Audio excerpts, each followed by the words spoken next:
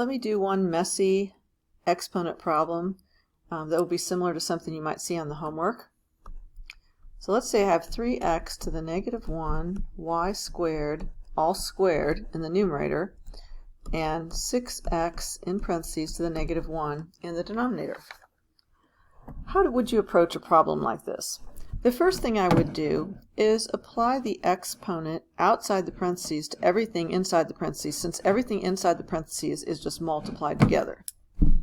So this would be 3 squared times x to the, well, when you raise a power to a power, you multiply the exponents. And if you forget that, so I'm just going to come over here and just remind you, if I have a squared cubed, how many a's do I have? Well, I have 6 of them because it's a squared times a squared times a squared. So that's a to the 6. You multiply those exponents. So I'm going to multiply negative 1 times 2. So that would be x to the negative 2. And then y to the 2 times 2, which is y to the 4th. Then in the denominator, this would be 6 to the negative 1, x to the negative 1. So let me remind you that 6 to the negative 1 is not negative 6. We can't ever make a number negative by putting a negative exponent on it. A negative exponent means we take the reciprocal of the base. So once again, I'm going to kind of go over here and think about that 6 to the negative 1 is 1 over 6. And x to the negative 1 is 1 over x. And then I also have in the numerator, x to the negative 2 is 1 over x squared.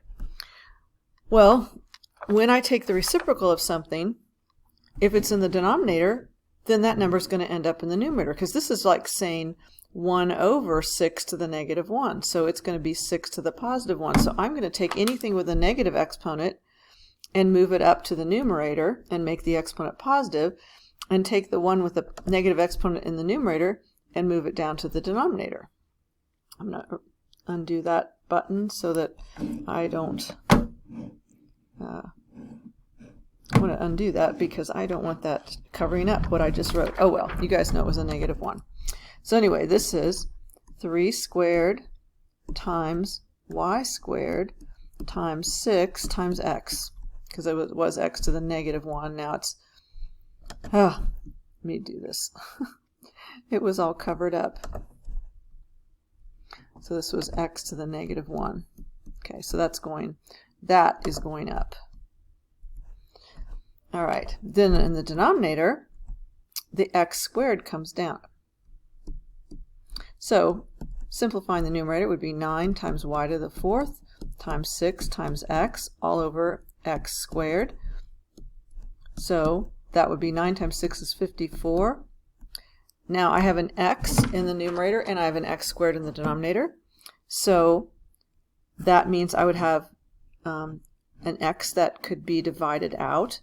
So if I divide out this x, I'll use a different color, then this would just become x to the 1st in the denominator. So I'd have 54, and I'm going to write 54 y to the 4th over x. And that would be my final answer.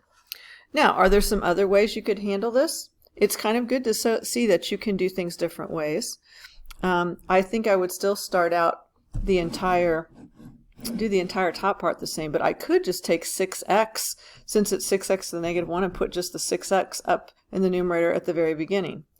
That would, rather than doing them individually. But other than that, that's probably the best way to do this problem.